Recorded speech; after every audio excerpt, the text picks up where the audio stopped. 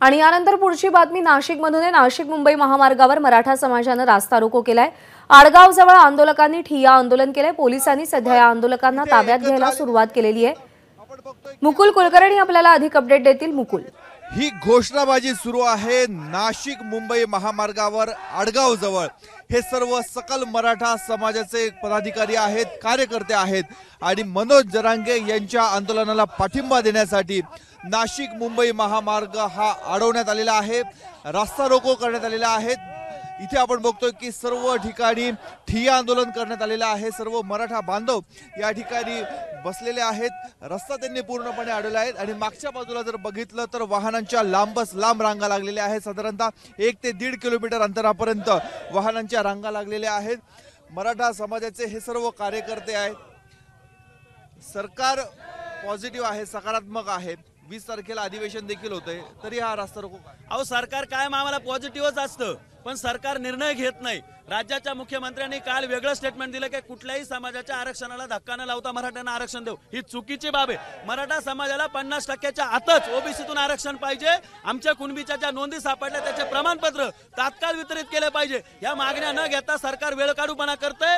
त्या राज्याच्या मुख्यमंत्र्यांना आमचं सांगणं आहे की भुजबळ काय या देशाचे मालक नाही, ओबीसीचे मालक नाही। भुजबळांना घाबरू नका। तुम्ही मराठा समाजाला छत्रपती शिवाजी महाराजांची शपथ घेऊन या ठिकाणी सांगितलेलं आहे, त्या मागण्या तुम्ही मान्य करा, नाही तर तुम्ही छत्रपतींची खोटी शपथ घेतली असा समज आम्ही तुमच्याबद्दल करून घेऊ। मराठा आंदोलकांच्या वतीने नाशिक मुंबई महामार्गावर आंदोलन करण्यात येत होतं, मात्र आपण बघतोय पोलीस इथे जमा झालेले आहेत आणि पोलिसांनी आंदोलकांची आता धरपकड सुरू केलेली आहे। आंदोलकांना आता पोलिसांच्या वाहनामध्ये हे भरलं जात आहे। जल भरो आंदोलनाला इथे सुरुवात झालेली आहे। मोठ्या प्रमाणामध्ये मराठा समाज इथे एकत्र आलेले आहेत आणि आता आपण बघतोय की आंदोलक एका बाजूला घोषणाबाजी करत आहेत आणि दुसऱ्या बाजूला पोलिसांकडनं या सर्व आंदोलकांना आता उचललं जात आहे। आपण बघतोय की आवाज दाबायचा प्रयत्न करताय। या पोलिसांना सुद्धा आमचं सांगणं आहे, मराठे हे न्यायिक मागणी करताय। भुजबळ साहेब, मराठे शांत बसणार। हे सर्व आंदोलक आहेत, गेल्या काही दिवसापासून नाशिक मध्ये आंदोलन त्यांचं चालू होतं। 105 दिवस उपोषण करणारे हे आंदोलन करते होते आणि आपण बघतोय आता पोलिसांनी त्यांना ताब्यात घेतलेलं आहे आणि पोलीस हे घेऊन चाललेले आहेत। आंदोलक आक्रमक आहेत। सरकार हा आमचा सरकारला इशारा आहे।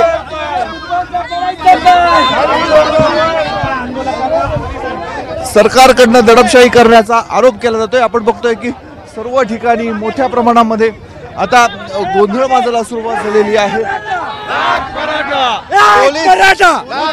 पोलीस ताब्यात घेत आहेत। पोलिसांची दादागिरी सहन केली जाणार नाही। मला आरक्षण आमच्या हक्काचं आहे। आंदोलन चालू आहे। सगळे सोयरे यांच्या शब्दावर आम्हाला आरक्षण भेटलं पाहिजे। नाही, परंतु काल जे मनोज जरांगे पाटलांनी विषय मांडला आहे, ज्यांना कुणबीतून ओबीसीतून ते कुणबीचे दाखले मिळाले पाहिजे, ज्यांना सगळे सोयरे कायदा लागू झाला पाहिजे, ज्यांना ओपन असेल त्यांचं ओपनचं जे राज्य सरकार करणार आहे ते मान्य, पण सर्वांना आरक्षण हे मिळालंच पाहिजे, ही आमची ठाम भूमिका आहे। आपण बघतोय जरांगे पाटील यांच्या आंदोलनाला पाठिंबा देण्यासाठी हे आंदोलन करण्यात आलेलं आहे। सगळे सोयऱ्यांना हे आरक्षण दिलं पाहिजे ही मागणी आता केली जाते। एक बाजूला आपण गाडी बघतो आहे, पोलीस व्हॅन आहे। या गाडीमध्ये सर्व आंदोलकांना आता भरण्यात आलेलं आहे आणि त्यांना इथून जवळच्या पोलीस ठाण्यामध्ये घेऊन जातील। मात्र दुसऱ्या बाजूला आपण बघतोय की जी वाहनांच्या रांगा लागलेल्या होत्या त्या रांगा आता सुरू झालेल्या आहेत। जी ट्रॅफिक खोळंबलेली होती ती ट्रॅफिक आता सुरू झालेली आहे।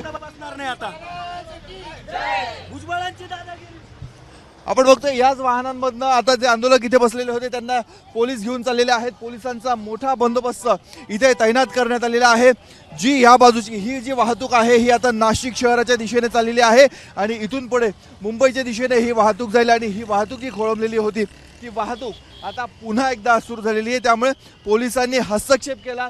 गेल्या 15 ते 20 मिनिटांपासून इथे आंदोलन चालू होतं, ते आंदोलन पोलिसांनी थांबवलं आणि जी वाहतूक खोळंबलेली होती ती सुरळीत झालेली आहे। आता काय कारवाई केली हे बघणं अत्यंत महत्त्वाचं आहे। कॅमेरामन किरण कटारेसह मुकुल कुलकर्णी, एबीपी माझा, नाशिक। एबीपी माझा, उघडा डोळे बघा नीट।